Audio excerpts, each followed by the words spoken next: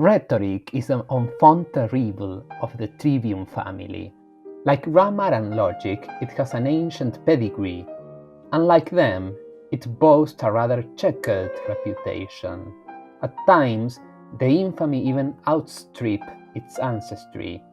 You cannot, for instance, dismiss someone's speech as grammatical or logical, but let it pack a wallop, and the cry of rhetoric deafens all. And that is because, from its inception millennia ago, the art of persuasion has been in tension with the truth and philosophy. For what is to stop a good rhetorician from bending the truth to suit her case? Should rhetoric not make liars and bullmongers of us all? The most level-headed answer ever given to that question remains Aristotle's. Between hard truth and bold-faced lie, he saw a whole domain, known in his day as the polis, where things were at best probable. We call it the public sphere, and it is where things need to get done and minds to be made up, where we argue about the right course of action, the most accurate account of events, or the good, the bad, and the uglies in charge of our political fates. If probability and values are the main currency in this sphere, then rhetoric and argumentation are its most efficacious tools. That is why, for centuries, rhetoric was a staple of education in Europe and beyond. It had very useful skills to teach, which helped invent modern English. Shakespeare, for example. Steel a country against a terrible enemy, Churchill. Move multitudes, Martin Luther King, Jr., or simply communicate effectively. So, if you ever wondered about the subtle power that wins over hearts and minds, this video series is for you. And if you never did, it will get you started. For nothing may corrupt like power, but who wants to be powerless in the public sphere? Rhetoric began in ancient Greece as the be-all and end-all of public instruction and civic life. Early Greek philosophers known as the Sophists traveled around, offering to teach aspiring youth all they needed to know to succeed in the highly litigious life of the polis. This ultimate art of leadership was rhetoric, from Greek rhetorike techne, the art of the rhetor, orator or politician, who regularly spoke in the Athenian assembly and the courts. One sophist's name became emblematic for it, Gorgias, who lived between 485 and 380 BC.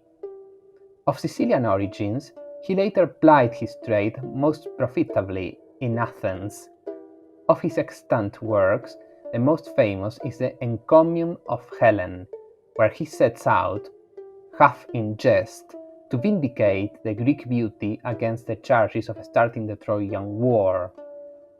Gorgias examines several scenarios as to what may have led Helen to run away with Paris: fate, force, logos, that is, speech, or love, and concludes that she must have been coerced to do so, and hence was undeserving of the blame heaped on her by the poets.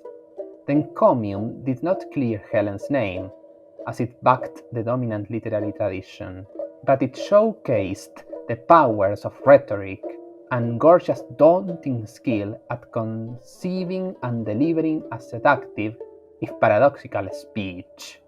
Indeed, of the fourfold arguments about the probable causes of Helen's flight, Gorgias retains logos, speech, as the most powerful and likely one. As he says, "Speech is powerful, Lord, with the finest and most invisible body, achieves the most divine works. It can stop fear and banish grief, and create joy and nurture piety." The encomium is a stunning display piece for such dominion. Hypnotically, receptive, rhythmic, euphonic, and metaphorical, it not only tells but also shows how a speech, when carefully crafted, can act on the mind like a drug on the body.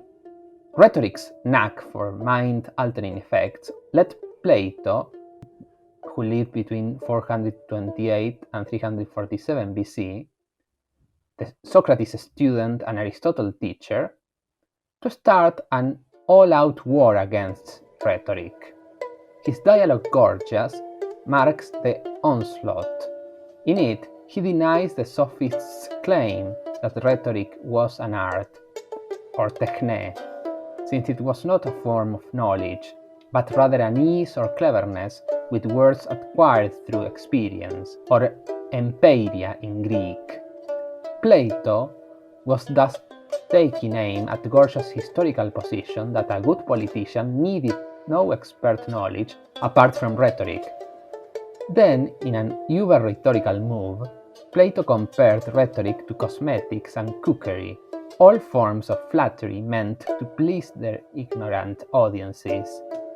Only philosophy, Socratic dialectic, could give honest advice or instruction about the good of the polis, and is hence the true political art. And so began the age-old quarrel between philosophy and rhetoric, the latter now forced to wear a big scarlet letter, S for sophistry, on its sleeve.